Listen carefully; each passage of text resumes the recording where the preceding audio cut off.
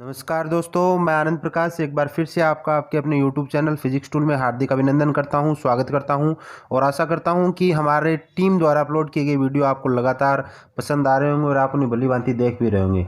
इसी कामना के साथ और इसी आशा के साथ एक बार फिर से मैं आपके सामने हाजिर हूँ और एक नया वीडियो लेकर आया हूँ, एक नया चैप्टर आपके सामने लेकर आया हूँ।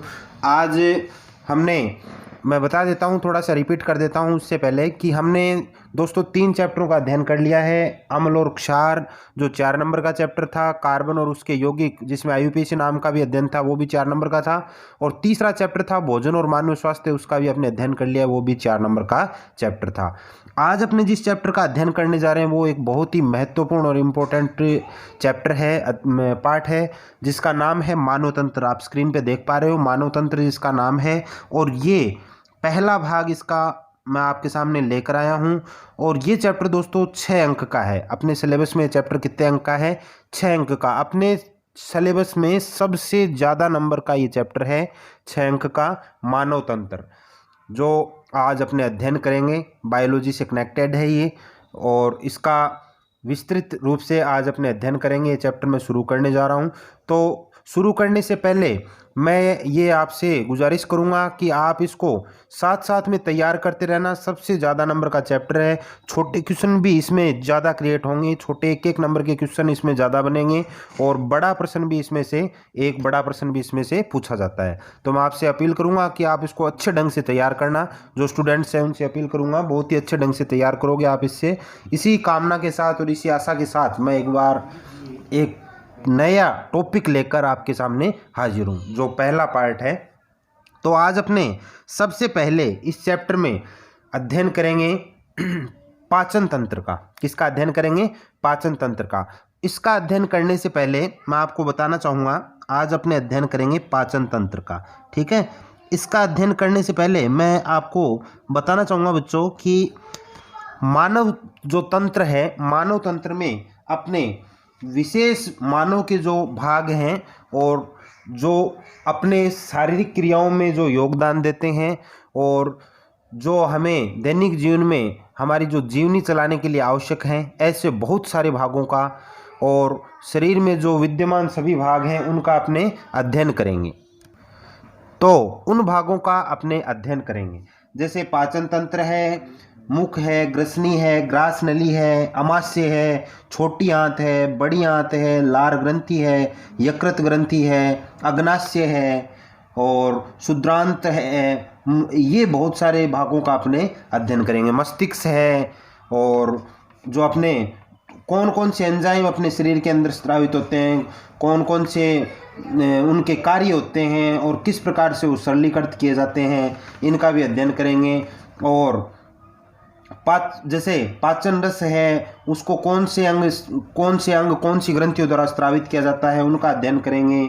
मानव श्वसन तंत्र का अपने अध्ययन करेंगे, और मानव श्वसन तंत्र के बाद में अपने जैसे मानव श्वसन तंत्र या श्वास नली, उसका अध्ययन करेंगे। ब्लड के अलग अलग जो प्रकार, अलग अलग भागों में जो ब्लड का जो संचरण होता है उनका अध्ययन करेंगे। रक्त परिसंचरण तंत्र, हार्ट का, हृदय का अध्ययन करेंगे। उत्सर्जन तंत्र का अध्ययन करेंगे, और वृक्क का अध्ययन करेंगे।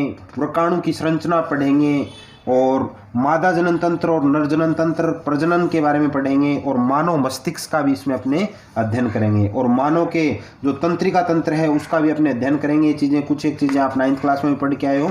और मानव का जो अंतःस्रावी तंत्र है उसका भी अपने अध्ययन करेंगे। और इसके साथ साथ मानव की जो अंतःस्रावी ग्रंथियाँ हैं, कौन कौन सी ग्रंथि होती है और उससे कौन कौन से हार्मोन स्रावित किए जाते हैं, इनका भी अपने इस चैप्टर के दौरान अध्ययन करेंगे। ये मैंने शॉर्टली आपको बता दिया है किन किन चीज़ों का आपने इसमें अध्ययन करेंगे। तो सबसे पहले जो टॉपिक मैं आपके सामने लेकर आया हूँ वो है पाचन तंत्र। पहला जो टॉपिक है वो क्या है? पाचन तंत्र। तो आज अपने पाचन तंत्र में देखो, इसका अध्ययन करते हैं। पाचन तंत्र क्या चीज़ है? तो पाचन तंत्र मानव भोजन के द्वारा शरीर के लिए ऊर्जा व कायिक पदार्थ प्राप्त करता है। सबसे पहले तो आपको ये ध्यान रखना है, पाचन तंत्र क्या करता है? यह है मानव शरीर के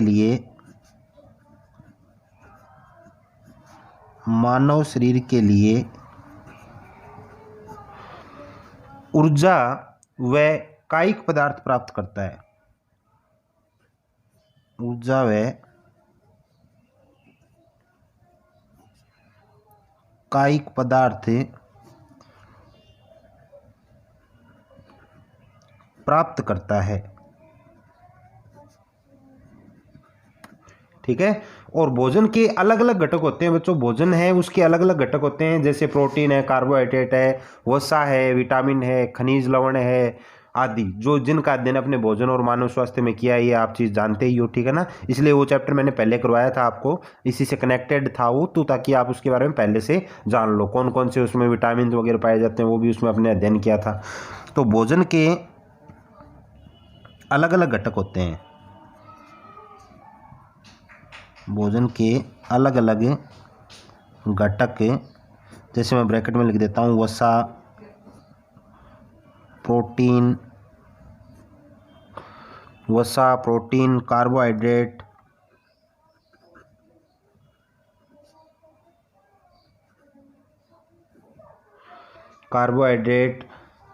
खनिज लवण, विटामिन,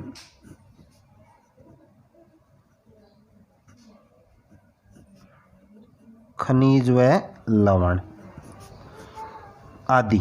ठीक है, ये घटक भोजन के अंदर पाए जाते हैं, ये घटक भोजन के अंदर पाए जाते हैं। ठीक है ना। और इसमें विशेष बात ये ध्यान रखने वाली है बच्चों कि भोजन में इनमें से अधिकतर घटक है वो जटिल अवस्था में ही पाए जाते हैं। भोजन में अधिकतर जो घटक है वो कौन सी अवस्था में पाए जाते हैं? जटिल अवस्था में ही पाए जाते हैं। और शरीर में अवशोषण हेतु उन्हें सरलीकृत किया जाता है। ठीक है, तो अधिकांश घटक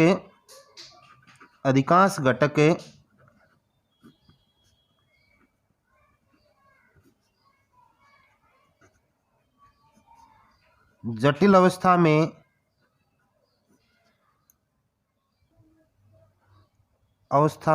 पाए जाते हैं।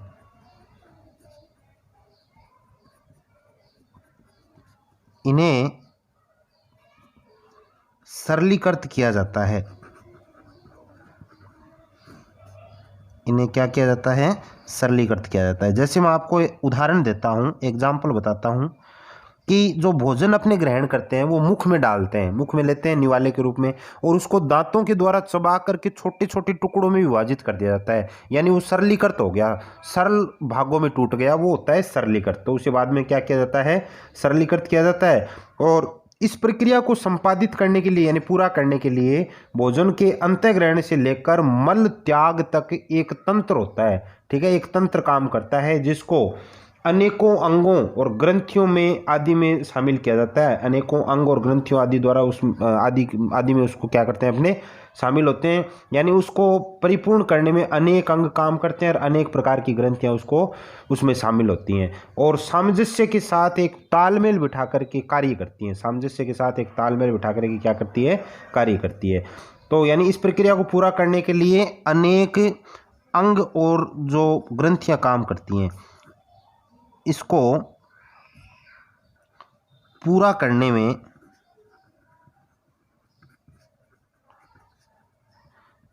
अनेकों अंग व ग्रंथियां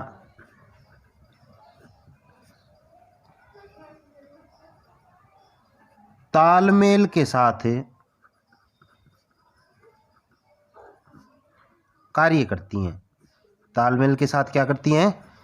कार्य करती हैं, और सामंजस्य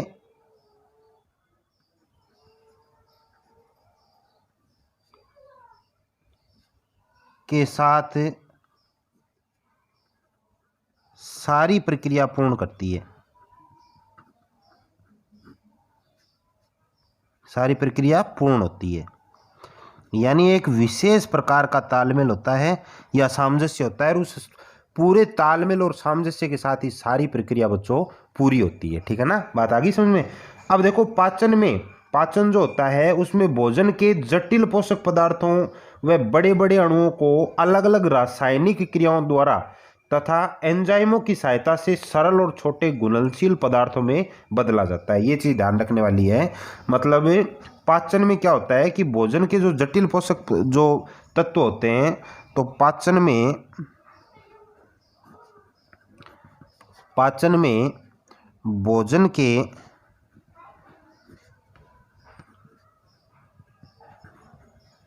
जटिल पोषक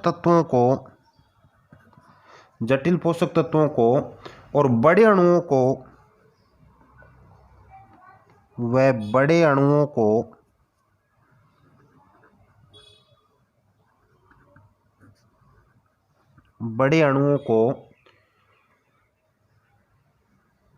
रासायनिक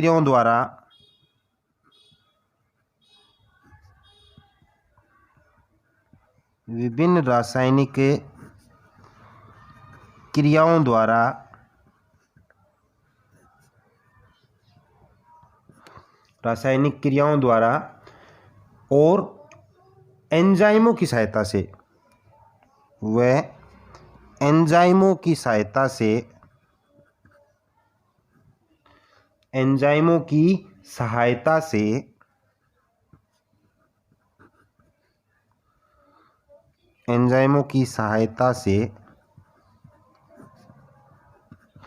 क्या करते हैं, सरल छोटे व घुलनशील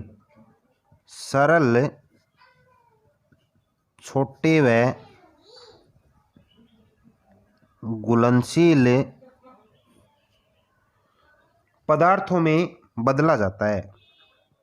घुलनशील पदार्थों में बदला जाता है। घुलनशील पदार्थों में क्या किया जाता है, बदला जाता है। ठीक है ना। तो इस प्रकार से ये जो प्रक्रिया है वो सारी प्रक्रिया क्या होती है, पूर्ण होती है। ठीक है। तो इस प्रकार से यानी पाचन में भोजन के जो जटिल पोषक तत्वों को बड़े अणुओं को विभिन्न रासायनिक क्रियाओं द्वारा व एंजाइमों की सहायता से सरल छोटे व घुलनशील पदार्थों में बदला जाता है। जैसे मैंने अभी आपको बताया कि जब अपने भोजन करते हैं, भोजन ग्रहण करते हैं मुख के द्वारा, तो भोजन मुख में पहुंच जाता है। मुख में पहुंचने के बाद अपने दांत होते हैं, जैसे रदनक है, चौर्णक है, अलग अलग दांत होते हैं, वो भी आगे अपने इस चैप्टर में पढ़ेंगे। इस पर एक क्वेश्चन भी अब की बार बोर्ड एग्जाम में पुटअप किया गया था, उठाया गया था कि कौन सा जो दांत है वो, जैसे मेरे क्वेश्चन तो अभी फिलहाल से ढंग से ध्यान में नहीं है, शायद चबाने वाले दांत पर क्वेश्चन था, उनकी संख्या के बारे में पूछा गया था कि उसमें कितने कितने दांत होते हैं। हाँ, इस प्रकार का कुछ क्वेश्चन था। तो ऐसे क्वेश्चन इसमें से किए जाएंगे। छोटा क्वेश्चन भी इसमें से विशेष तौर पर बनता है और बड़ा प्रश्न भी बनेगा। तो इस चैप्टर को अपने को बहुत ही गहराई से तैयार करना है, बड़े अच्छे ढंग से तैयार करना है। और आपके इस सिलेबस में, आपकी इस बुक में सबसे ज़्यादा नंबर का दोस्तों 6 नंबर का ये चैप्टर है, जो ये अपना जो चैप्टर है मानव तंत्र, इसमें 6 नंबर का पार्ट है। तो इसको अच्छे ढंग से तैयार करना है। तो आज अपने पाचन तंत्र का अध्ययन किया है और पाचन तंत्र में क्या क्या चीज़ें हैं इसको आपने देखना है। यानी ये मानव शरीर के लिए क्या काम करता है, ऊर्जा व कायिक पदार्थ प्राप्त करता है। भोजन के अलग अलग घटक होते हैं, जैसे आप इससे पहले वाले चैप्टर में पढ़ के आए, जैसे वसा है, प्रोटीन है, कार्बोहाइड्रेट है, विटामिन है, खनिज व लवण है आदि। ये अलग अलग घटक होते हैं भोजन के। ठीक है ना। तो ये जो इनसे ये क्या है कि वसा, खनिज व लवण आदि से बना होता है। ठीक है ना। तो अलग अलग घटकों से निर्मित होता है और भोजन में इनमें से अधिकतर जो घटक है वो जटिल अवस्था में होते हैं और शरीर में अवशोषण हेतु इन्हें क्या करते हैं, अपने सरलीकृत किया जाता है। ठीक है ना। आदि से बना होता है, यहाँ मैंने ये लिख देता हूँ, आदि से बना होता है। भोजन के बारे में जिक्र चल रहा था, ये आदि से क्या होता है, बना होता है। ये पूर्ण विराम एक बार यहाँ से हटा देंगे। ठीक है ना। सेंटेंस पूरा नहीं हुआ, आदि से बना होता है, जल्दबाजी में रह गया था। ठीक है। और अधिकांश घटक जटिल अवस्था में पाए जाते हैं, ये भी मैंने बता दिया। इन्हें सरलीकृत किया जाता है, जैसे मैंने अभी आपको एग्जाम्पल दिया। और इसका पूरा करने में अनेक अंग व ग्रंथियाँ तालमेल के साथ कार्य करती है और सामंजस्य के साथ सारी प्रक्रिया को पूर्ण करवाती है। सारी प्रक्रिया को पूर्ण कराने में क्या करती है, सहयोग करती है। ठीक है ना। और पाचन में भोजन के जटिल पोषक तत्वों को, बड़े अणुओं को, यानी पाचन की जो प्रक्रिया है, पाचन की जो ये विशेष प्रक्रिया है, इसमें क्या किया जाता है कि भोजन के जटिल पोषक तत्वों को और बड़े अणुओं को विभिन्न रासायनिक क्रियाओं द्वारा और एंजाइमों की सहायता से सरल व छोटे घुलनशील पदार्थों में बदला जाता है। ये ध्यान रखने वाली बात है, ठीक है ना।